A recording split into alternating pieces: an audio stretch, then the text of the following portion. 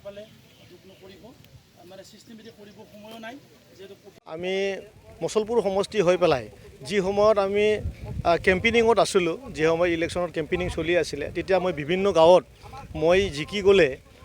জিকি যোৱাৰ পিছত মই নিজৰ দৰমহাখিনিও নলওঁ বুলি মই ৰাইজক প্ৰতিশ্ৰুতি দিছিলোঁ আৰু সেই প্ৰতিশ্ৰুতিটো ৰক্ষা কৰাৰ কাৰণে আজি আমি আমাৰ যি মানে গাঁও মানে মছলপুৰ সমষ্টিত দুখন গাঁও কাটনিপাৰা আৰু চিমিলিগুৰি গাঁও সেই দুখন গাঁৱত মোৰ নিজৰ দৰমহাটো দিয়াৰ কাৰণে আজি সেইখিনি কাৰ্যসূচী লোৱা হৈছে আমি মছলপুৰ সমষ্টি হৈ পেলাই অহা দিনত আমি পথৰত মানে চেণ্টাৰ এটা মানে আমি বনাবলৈ গৈ আছোঁ আমি অলৰেডি প্ৰমোদ বড়ো ডাঙৰীয়াক আমি প্ৰপ'জেলটো দিছোঁ আৰু মছলপুৰ সমষ্টিৰ ভিতৰতে বহুতো ডাঙৰ ডাঙৰ অনুষ্ঠান আহিবলৈ গৈ আছে আমি SIRD এটা অফিচ পাবলৈ গৈ আছোঁ লগতে বৰমাৰ ইউনিভাৰ্চিটি পাবলৈ গৈ আছোঁ তেনেধৰণৰ অহা 2022 চনত বহুতো নতুনত্ব হ'বলৈ গৈ আছে এই মছলপুৰ সমষ্টিত হয় বৰমাতে অলৰেডি প্ৰপ'জেল দিয়া আছে আৰু বৰমাতে হ'ব CM ছাৰে অলৰেডি কথা আমাৰ লগত পাতিছে যে আমি মাটিৰ সুইটেবলটো চাই পেলাই কিছুমান মাটি অলপ মানে হেৰি আছে নোহোৱা নহয় এইখিনি ক্লিয়াৰ কৰাৰ পিছত বৰমাতে স্থাপিত কৰাৰ আমাৰ ইচ্ছা তাতে হ'ব বুলি আমি ক'ব পাৰোঁ বহুত আনন্দ সেইটোৱে আজি যে মই কথা কোৱাখিনি মই ৰক্ষা কৰিবলৈ পাৰিলোঁ আৰু মই কথা কোৱা মতে মই এই সমষ্টিটো যাতে দ্বিতীয় কোনো মানে ব্যক্তিয়ে যাতে এনেধৰণৰ কাম কৰিব নোৱাৰে সেনেকৈ কাম মই কৰি যাম বুলি ৰাইজক কথা দিছিলোঁ আৰু সঁচা অৰ্থত মই আজি 170টাৰো ওপৰত স্কিম ইয়াতে স্কিম আমাৰ কাম চলি আছে BTC গঠন কৰাৰ 2 মাহৰ পিছতে ইয়াতে খুব জোৰত মানে উন্নত কামবিলাক চলি আছে ৰাইজৰ কাম চলি আছে কমিউনিটি হলৰ পৰা পানী যোগানৰ লৈ পেলাই বা অপেন এয়াৰ ষ্টেচন লৈ পেলাই বিভিন্ন দিশতে ইয়াতে কাম চলি আছে টোটেল আমি 176টা মানে আঁচনি মছলপুৰ সমষ্টিত চলি আছে সেইটো এটা গৌৰৱৰ কথা আৰু সমগ্ৰ BTCত হয়তো ইমান চলা নাই বুলি ক'লেও ভুল নহয় চাগে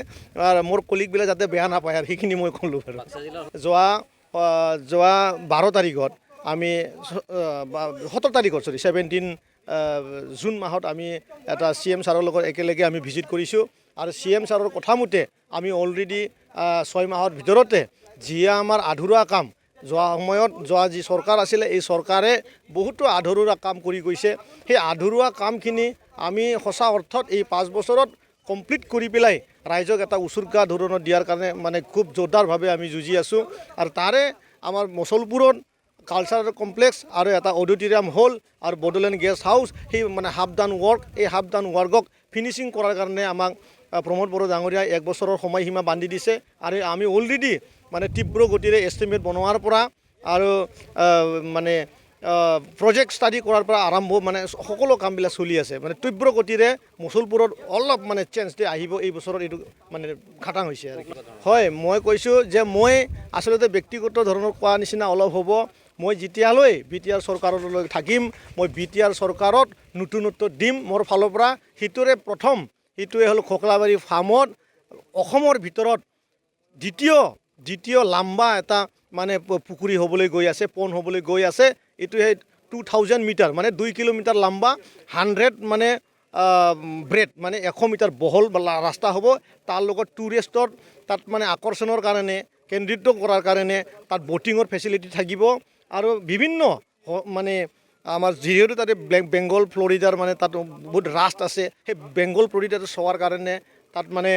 ফেচিলিটি কৰা হ'ব টুৰিষ্ট থকাৰ কাৰণে তাত ফেচিলিটি কৰা হ'ব তেনেধৰণে আঁচনি লোৱা হৈছে আৰু পুখুৰী কাটা যোনটো কাম সেইটো আমি অক্টোবৰ মাহৰ পৰা ষ্টাৰ্ট কৰিব আপোনালোকক সেইটো কথাখিনি ক'ব লাগিব যে আৰু অসমৰ ভিতৰতে এইটো নম্বৰ 1 পজিশ্যনত আছে এইটো হ'ল আমাৰ বৰ জামুগুৰি 1985 চনত আমাৰ AGP চৰকাৰে সেই ওদালগুৰি ডিষ্ট্ৰিক্টত সেইখন পুখুৰীটো বনাই গৈছিলে ফুল্লি চাইণ্টিফিক গতিকে এইখন আকৌ ৰিভাইভ কৰাৰ কাৰণে মই অলৰেডি কাম ষ্টাৰ্ট কৰি দিছোঁ আগন্তুক অক্টোবৰ মাহত অলৰেডি মানে কাম কমপ্লিট হ'ব বুলি মই আশা কৰিছোঁ যদিও নহয় ডিচেম্বৰৰ আগত আমি কাম কমপ্লিট কৰি পেলাই অসমৰ ভিতৰতে নম্বৰ 1 এটা ফিচাৰী আমি মানে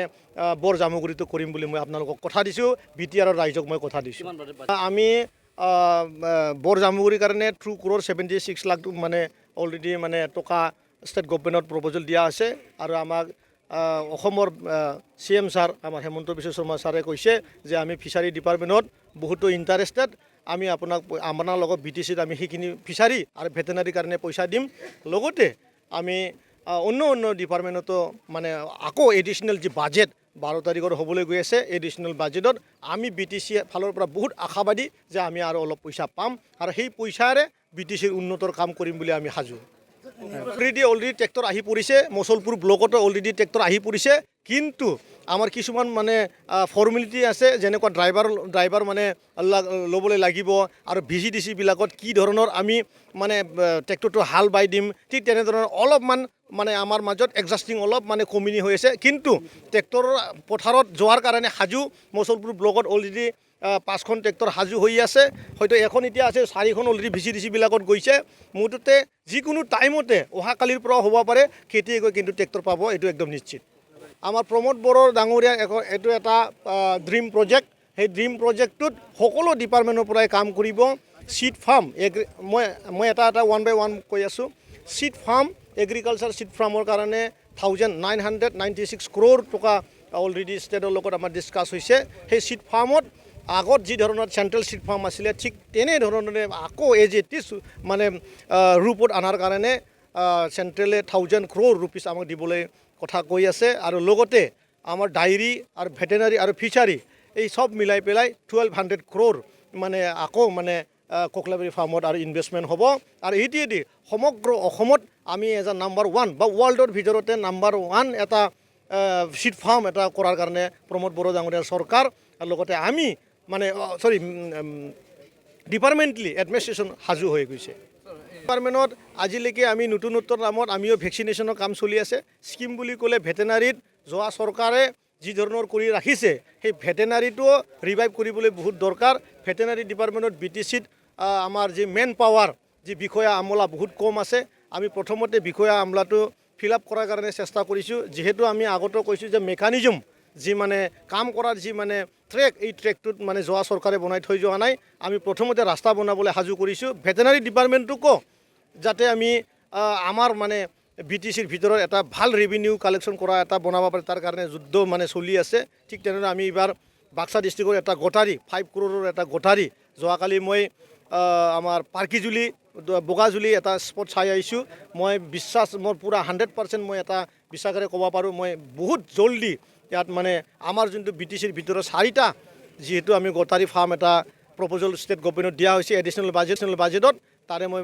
বগাজুলিত মই মানে সেই মানে গটাৰী ফাৰ্মখন দিম বুলি মই ভাবি থৈছোঁ এইটোৰ কাৰণে এটা অন্তৰ লাগিব জনপ্ৰতিনিধি এটা অন্তৰ ভাল তেওঁ ৰাইজৰ প্ৰতি যিটো সঁহাৰি যোগাইছে আৰু আজি মই এতিয়া গম পালোঁ তেওঁ 2খন গাঁৱৰ মাজত 50,000 টকাৰ চেক বিলাই দিছে 2খন গাঁৱৰ ৰাইজে সেই চেকৰ দ্বাৰা তেওঁলোকৰ উন্নয়নৰ কাম কৰিব গতিকে এইটো বহুত ভাল কথা ৰাইজৰ কাৰণে তেওঁ ওলাইছিল ৰাইজৰ কাম কৰি যাওক বহুত ভাল কথা এটা প্ৰশংসনীয় পদক্ষেপ তেখেতে ল'লে আৰু মই এই চেগতে আপোনালোকৰ হৈ পেলাই তেখেতক আমাৰ ৰাকেশ ব্ৰহ্ম BTCৰ সন্মাননীয় EM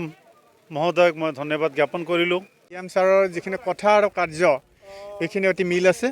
আৰু তেওঁৰ কাৰ্য আমি ধন্যবাদ জনাইছোঁ কাটনিপাৰা গাঁৱৰ ৰাইজ হিচাপে তেওঁ বিফৰ ইলেকশ্যন তেওঁ যিখিনি কথা কৈছিলে যে মন্দিৰৰ নামত পইচা দিম বা মোৰ দৰমহা দিম এইটো একেবাৰে নিৰ্ঘাত সত্য যিটোৰ দ্বাৰা ৰাইজ উৎসাহিত হৈছে আৰু ৰাইজৰ যিটো সাংঘাতিক ধৰণৰ উৎসাহিত হৈ এতিয়া ৰাইজে কামত আগবাঢ়িছে আৰু আমি ৰাকেশ ব্ৰহ্ম ছাৰৰ যিটো এক্টিভিটি অৰ্থাৎ কাৰ্যবিলাক আমি কাৰ্য আৰু কামৰ মাজত মিল পাইছোঁ আৰু তেখেতে নিশ্চয় আমাৰ 24 নম্বৰ মছলপুৰ সমষ্টিটো আগবঢ়াই নিব পাৰিব আৰু আমি আশা ৰাখিছোঁ তেওঁৰ নেতৃত্বতে আজি আমি মিনিষ্টাৰ পাবলৈ সক্ষম হ'লোঁ UG ব্ৰহ্ম ছাৰক আমি মিনিষ্টাৰ হিচাপে আমি চাপাগুৰি সমষ্টিত পোৱা নাছিলোঁ কোনোদিন মিনিষ্টাৰ এইবাৰ আমি তেওঁৰ নেতৃত্বত সবল শক্তিশালী চৰকাৰত অংশীদাৰ হৈ পেলাই আমাৰ গয়াবাসীৰ এইবাৰ নিশ্চয় আমাৰ কৃষকসকল আমাৰ মানে যিসকল মানে কৰ্মী আছে সকলোৱে উৎসাহিত হৈ আমাৰ ছাত্ৰ ছাত্ৰীবিলাক এই বিপদৰ সময়তো আমাৰ যিবিলাক ছিষ্টেম চৰকাৰে আগবঢ়াইছে অনলাইন ছিষ্টেম তাৰ জৰিয়তে পাঠদানৰ সকলো সুবিধা পাবলৈ সক্ষম হৈছে গতিকে আমি ছাৰক এইকাৰণে ধন্যবাদ দিছোঁ যে গয়া ৰাইজৰ মাজত কোৱা কথাবিলাক প্ৰতিটো কথাই সুন্দৰভাৱে তেওঁ উপস্থাপন কৰিছিল আৰু উপস্থাপন কৰা কথাবিলাক আজি তেওঁ প্ৰতিটো কাৰ্যত তেওঁ কৰিবলৈ ওলাইছে সেয়েহে এইটো আমাৰ প্ৰমাণ যে কাটনিপাৰা ৰাজহ গাঁৱত তেওঁ গৈ নামঘৰৰ এগেইনষ্টে যিখিনি আমাৰ এটা আধ্যাত্মিক স্পিৰিচুৱেলিটিৰ যিটো আদৰ্শ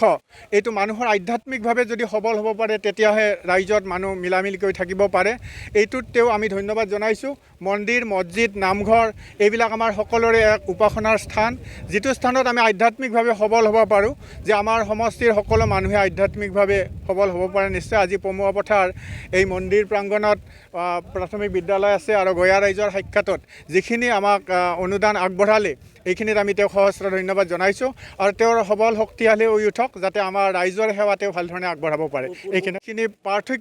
এইখিনি পাৰ্থক্য কিছু দেখা গৈছে, কাৰণ তেওঁসকলৰ কাৰ্য আৰু কামৰ মাজত যিটো মিল এইটো আমাৰ ৰাকেশ ব্ৰহ্মচাৰৰ নেতৃত্বত হোৱা সকলো কাম কাজৰ মিল আছে। গতিকে সেইটোত আমি তেওঁক ধন্যবাদ জনাইছোঁ। পৰৱৰ্তী সময়ত তেওঁৰ বহুত ভাল হ'ব বুলি আমি আশা ৰাখি মই সামৰণি মাৰিছোঁ।